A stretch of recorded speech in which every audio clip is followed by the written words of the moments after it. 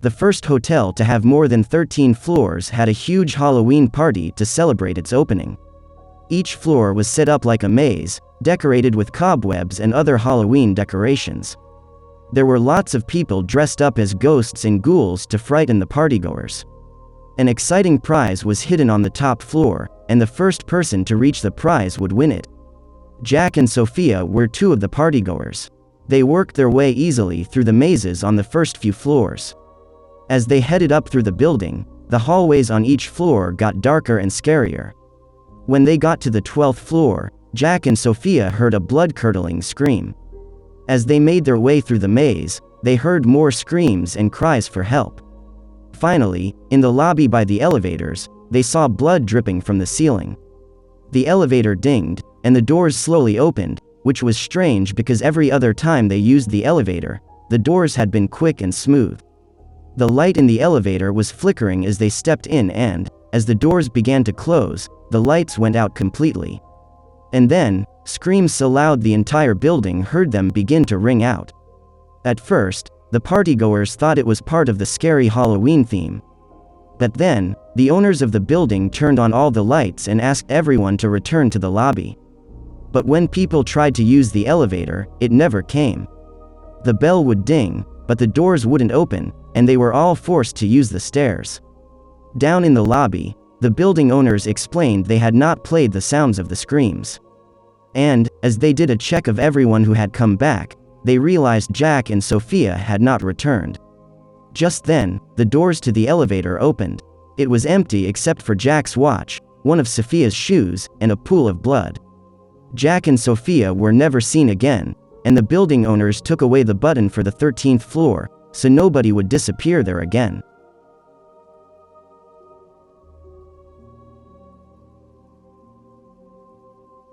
A teenage girl had been babysitting for the same family for a few years. The children were generally well behaved, and she enjoyed looking after them. One day the family called the babysitter with a special request. "My sister and her husband died in an accident, and we have taken in their daughter," the father said. "She is very quiet after what happened to her parents, but she is no trouble. Would you mind looking after her as well as the other children this Saturday?" The babysitter said she didn't mind at all, and on Saturday evening, she went to the family's house. The children settled down in bed and they all quickly fell asleep, except the niece. The little girl came back downstairs and asked if she could sit with the babysitter because the monster that killed her parents wouldn't let her go to sleep. Thinking the little girl was imagining things, but understanding she had just lost her parents, the babysitter decided to let the little girl sit with her. Seeing the babysitter's phone, the little girl asked if she could take some photos with it and the babysitter said yes. The little girl cheered up, just a little, and walked around the room taking photos of her teddy in different spots and snapping sad-looking selfies. Every now and then the little girl would run back to the babysitter, crying, and asking her to chase away the monster. To make the little girl feel better, the babysitter would pretend to chase it away. After a while the little girl could stay awake no longer and fell asleep on the sofa. The babysitter carried her up to bed, tucked her in, and went back downstairs. She picked up her phone with the intention of deleting the photos the little girl had taken. But when she began to look at them, she let out a scream. In each of the selfies the little girl had taken, behind her, there was a pair of red eyes staring out of a monster's face.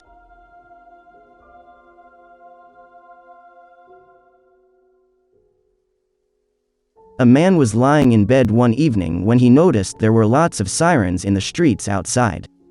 And there was a helicopter flying around overhead, and the sounds of barking dogs and shouting people. He looked out his window and saw a great deal of police activity, so he went online to discover what was going on. "Serial killer escapes," said the headlines. As he read further, the man discovered a crazed killer had broken loose and that he was believed to be in the man's neighborhood. But he wasn't too worried. As the night wore on, the noise wound down, and the man went to bed. Suddenly, the man was startled awake. He thought he had heard a sound. He listened carefully and was just about to go back to sleep when he heard it again. This time he was sure someone was trying to get in his front door.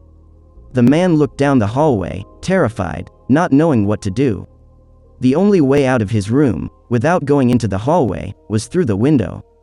He couldn't climb out, could he? His mind was made up as he saw the door wobble in its frame as someone threw their entire weight against it. Without another moment of hesitation, the man leapt out of his window and ran into his yard. He paused to look over his shoulder, just in time to see the light go on in his bedroom and a team of police officers pile in. The man was amazed and relieved at the same time, until he felt a hand clamp tight over his mouth and the cold steel of a serial killer's knife against his throat.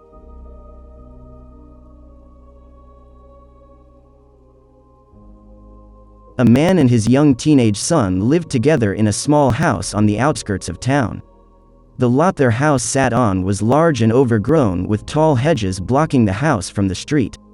One day, the man left on an overnight business trip but took his son's phone charger by mistake. As a result, neither the boy nor his father could charge their phones. Both phones were fully charged at first, but the man was delayed on his way home, and by midnight on the second day, both phones were dead. It was just after this that the boy heard a knock on the front door. He was a sensible boy and knew not to open the door to strangers. Instead, he looked out of his bedroom window, onto the drive to see who was there. The boy saw his father's car in the drive, but he could not see the front door from his room. He went downstairs and looked through the peephole in the door to see who was there. He could see his father on the other side of the door, looking back at him, and the boy reached up to open the door. But something stopped him. "Dad?" the boy called out. "Why are you knocking on the door? Did you forget your keys?" The boy waited, but there was no reply, just another knock on the door. "Dad?" the boy called out again. "Why don't you just open the door and come in?" But again there was no reply. Instead, there was just a steady, rhythmic knocking on the door which began to get faster and faster. The boy's dad was knocking constantly on the door, waiting for him to open up when suddenly he stopped and there was no sound at all. The boy looked through the peephole again. His dad was still there, so he decided to open up. When he opened the door, he discovered his dad's head taped to the door, in front of the peephole, and a trail of bloody footprints leading down the drive.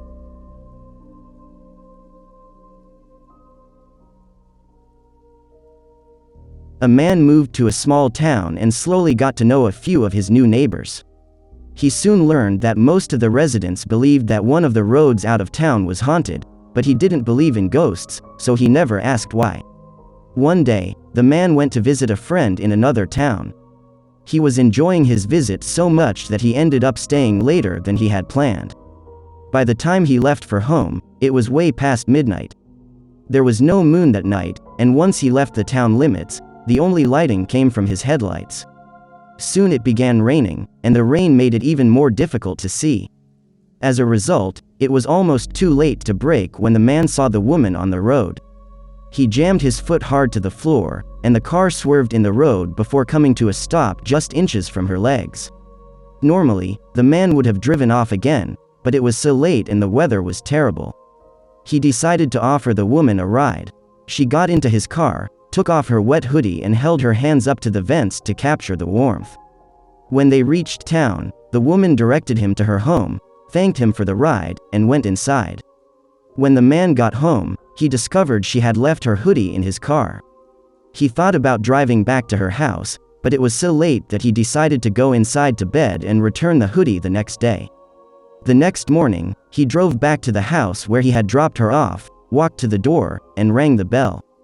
An older woman answered the door, and he handed her the hoodie. "I gave your daughter a ride home last night, and she left this in my car," he said. The woman began to cry. "My daughter was killed by a hit-and-run driver many years ago," she said. "It happened on the road into town, and she was wearing a hoodie just like this one."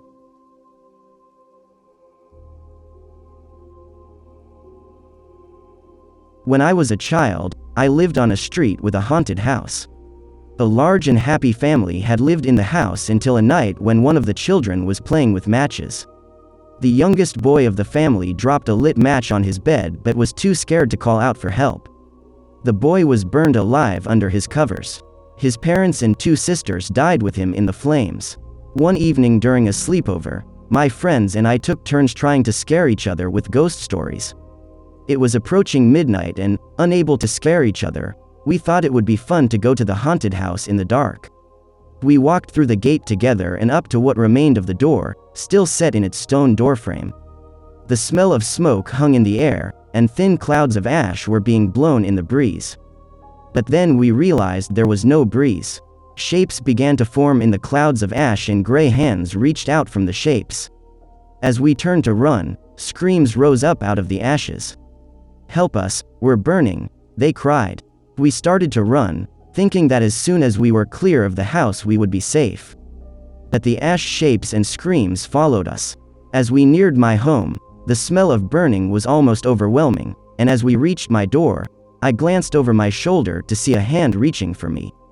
We piled through my front door, slamming it behind us, and ran up the stairs to my room, slamming that door tight, too. None of us expected to sleep, but the fear had exhausted us and we fell into a deep slumber. The next morning, in the daylight, we were all much braver. During breakfast, we talked about what happened and came to the conclusion our imaginations had taken over. We decided to walk back to the house in the daylight. I opened my front door and my mouth dropped in a silent scream.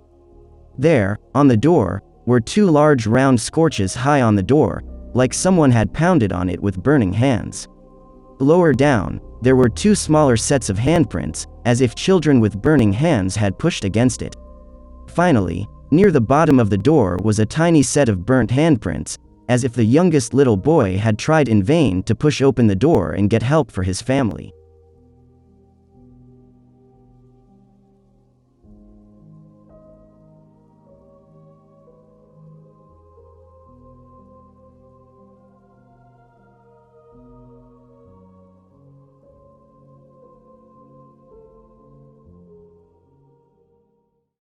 I hope you like the stories. Make sure to subscribe over YouTube channel and hit the bell icon so you never miss update.